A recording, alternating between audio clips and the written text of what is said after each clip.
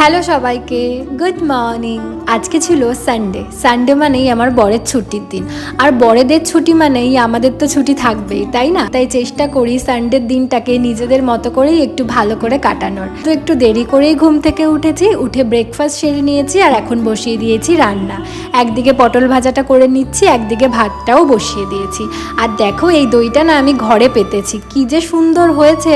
যেমন সুন্দর দেখতে হয়েছে তেমন খেতেও ভালো হয়েছে। আর যা গরম পড়েছে তার মধ্যে না সবসময় মনে হয় ঠান্ডা কিছু খাই। লস্যি আর গ্লুকন্ডি তো সবসময়ই খাই, তাই জন্য আজকে একটু অন্য কিছু বানালাম।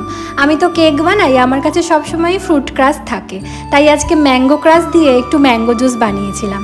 দেন স্নান টান সেরে নিয়ে, পুজো সেরে নিয়ে খাবার খেতেও বসে পড়েছি। আজকে না পুরো ভেজ মেনু, যেহেতু সকালবেলা বাজারে যাওয়া হয়নি, তাই জন্য একটু ঝালঝাল করে আলু মাখা করেছি, বানিয়েছি দই পটল আর কুমড়ো আলুর তরকারি। তারপরে সন্ধেবেলা কি করেছি সেগুলো আসছে